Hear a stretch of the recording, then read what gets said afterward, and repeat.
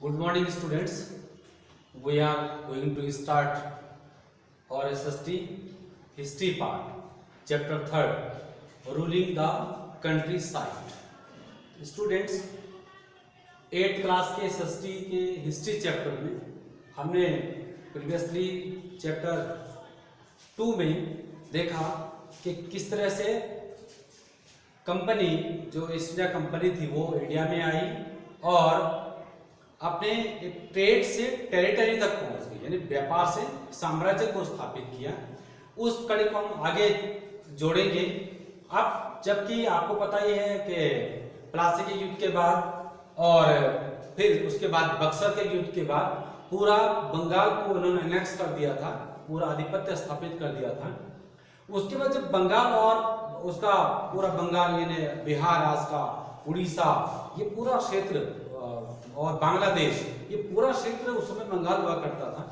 तो जब पूरा का पूरा वो क्षेत्र ले लिया तो उसके बाद उनको नए नए टैक्स के सिस्टम जो वहां पर एस्टैब्लिश करने पड़े, उसकी हम चर्चा करेंगे आज यहाँ पर। तो स्टूडेंट्स, सबसे पहले हम ये देखेंगे बक्सर की लड़ाई जो 1764 में हुई थी। उसके बाद जब बंगाल में उनका पूरी तरह से आधिपत्य हो गया तो 1765 के बाद जब वहां पर जो पूरे का पूरा उन्होंने जो शासन को हटा दिया था, पूरा कठपुतली शासन को भी उसने हटा दिया था। माने उनको ये लगा कि कहीं ना कहीं कठपुतली शासन भी देर सवेर हमें दिक्कत खड़ी कर रहा है, तो इसलिए उनको उसको भी पूरी तरह से हटा करके उन्होंने पूरे बंगाल की दीवानी ली। कंपनी बिकम्स द दीवान, और कंपनी बंगाल का दीवान, यानी टैक्स जो कलेक्ट करना था वो पूरी की पूरी पावर उन्होंने अपने पास ले ली, टैक्स कलेक्शन की पावर अपने पास ले ली। अब इस टैक्स कलेक्शन की पावर से उनको क्या क्या बेनिफिट हुआ?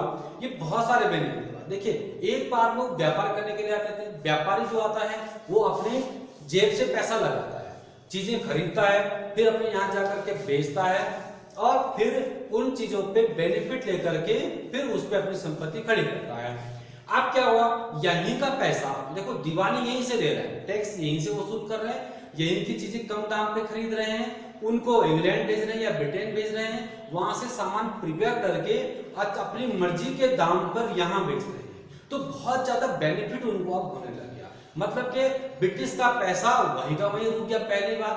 दूसरा कि अपने जो बेनिफिट है उसको भी वहां भेजने लगे, यानी अपना पैसा, घर का पैसा तो रुका ही रुका, यहाँ से बेनिफिट भी वहां भेजने लगे। तो बहुत बड़ा बेनिफिट उनको अब धीरे धीरे होने लग गया।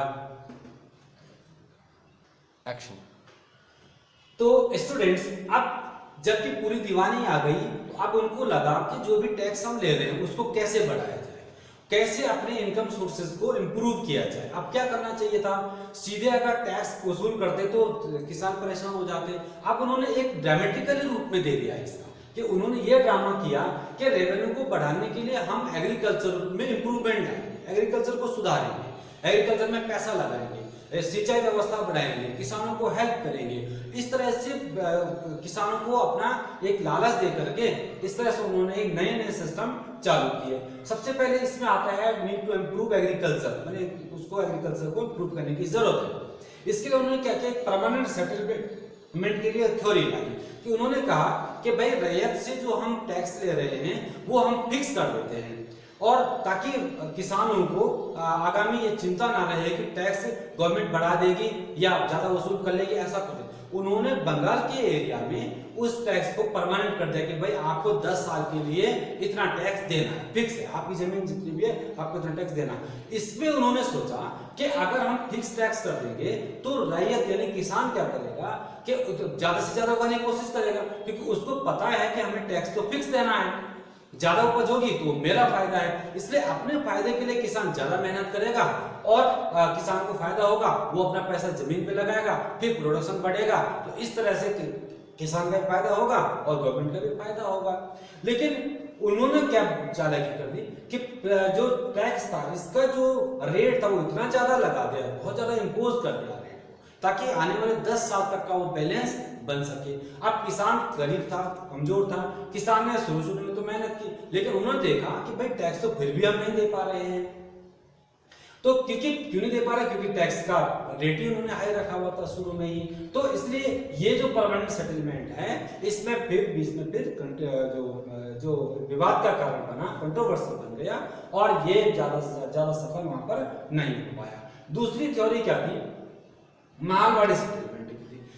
जो कुछ क्षेत्रों में जो नॉर्थ ईस्ट का एरिया है, उसमें जो यूपी प्रोविंस जो आज का है, उसके एरिया में उन्होंने एक मालवाड़ी सेटलमेंट लगाया, और उसको उसकी थ्योरी हॉल्ट और मैकेंजी ने दी थी। इसमें मालवाड़ी में क्या होता है, माल का मतलब होता है गांव। इसमें उन्होंने क्या किया कि यहाँ पर टैक्स कलेक्शन के लिए गांव का एक ग्रुप यानी समूह या गांव का कोई मुखिया को टैक्स कलेक्शन के लिए डिन्यूट किया, और उसके थ्रू कलेक्शन करते थे मालवाड़ी सेटलमेंट के अंतर्गत। तो ये मालवाड़ी सेटलमेंट भी बहुत सक्सेस नहीं हुआ, क्योंकि इसमें भी रेट जो था वो बढ़ाते रहते थे, घटाने का तो सवाल नहीं था, लेकिन ये क्योंकि गवर्नमेंट के अंडर में था, तो इसलिए ये रेट बढ़ता रहता था। गवर्नमेंट इसको हर साल बढ़ाती रहती थी, और बीच में जो महाल होते थे, ये बीच में एजेंट होते थे, कुछ गड़बड़ियां करते रहते थे। दूसरे एरिया में, साउथ के एरिया में, उन्होंने एक रैयतवाड़ी सेटलमेंट एस्टैब्लिश किया। इसमें क्या होता था कि सीधे ब्रिटिश गवर्नमेंट के जो कलेक्टर हैं, टैक्स कलेक्टर हैं, वो सीधे यानी रैयत से यानी सीधे किसानों से टैक्स कलेक्शन करते थे, और टैक्स कलेक्शन किसानों से बहुत ज्यादा मात्रा में होता था, और क्योंकि गवर्नमेंट के सीधे अंडर में था, इसलिए हर साल ये टैक्स भी बढ़ता रहता था। तो इसकी कंसेप्ट, रैयतवाड़ी सेटलमेंट की कंसेप्ट है, ये रीड और मुनरो ने दी थी। स्टूडेंट्स, इस तरह से अलग अलग एरिया में परमानेंट सेटलमेंट, मालवाड़ी सेटलमेंट और रैयतवाड़ी सेटलमेंट लागू करने के बावजूद भी वहां कोई बहुत ज्यादा इंप्रूवमेंट नहीं हो पाया, और इसका प्रभाव ये पड़ा कि किसानों ने या तो जमीनें छोड़ दी, जमीनें बंजर पड़ गई, किसान अपने भागने लगे, गांव छोड़ के भागने लगे, जमीन छोड़ के भागने लगे, जमीनें खाली पड़ गई, बंजर होने लग गई, और गांवों से शहरों की तरफ पलायन बढ़ने लग गया। शहरों में इंडस्ट्री लगती थी, छोटी छोटी इंडस्ट्री, उधर लोगों ने मजदूरी करना शुरू कर दिया, और किस तरह से अपना जीवन यापन करना शुरू कर दिया। इस तरह से ये जो सेटलमेंट है, ये बहुत ज्यादा सफल भारत में नहीं हो पाए।